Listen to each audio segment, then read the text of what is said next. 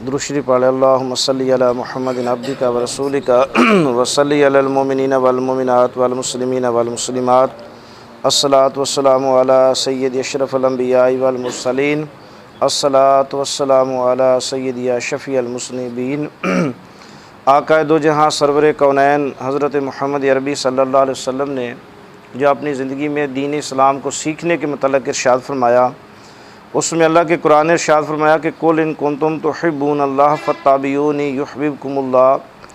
اور ذرا سوچے کہ اے محبوب، قل کہہ دے ان کنتم، اگر تم یہ دعویٰ کرتے ہو اللہ سے محبت کا، تحبون اللہ، اگر تم اللہ سے محبت کا دعویٰ کرتے ہو،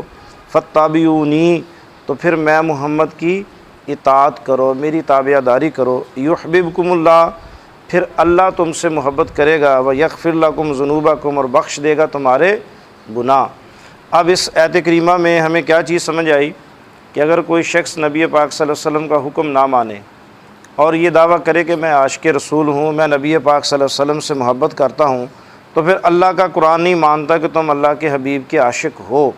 تو رسول اللہ صلی اللہ علیہ وسلم نے اس حدیث مبارکہ کی شرح میں پھر یہ ارشاد فرمایا،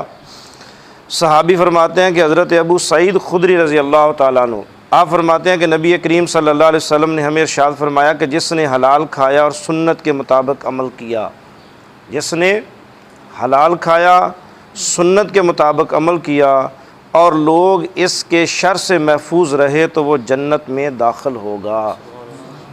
حضرت سیدنا ابو سعید خدری رضی اللہ تعالیٰ عنہ راوی ہیں، آقا دو جہاں سرور کونین حضرت محمد عربی صلی اللہ علیہ وسلم نے ارشاد فرمایا، جس نے حلال کھایا،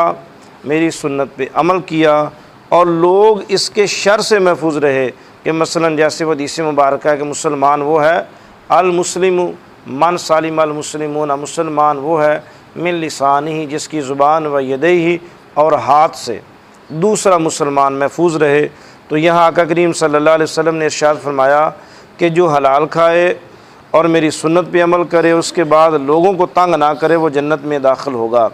قریب بیٹھے صحابہ کرام رضی اللہ تعالیٰ عنہ اجمعین نے عرض کیا، یا رسول اللہ صلی اللہ علیہ وسلم، یہ تو سب لوگ کرتے ہیں کہ ہم آپ کی سنتوں پہ بھی عمل کرتے ہیں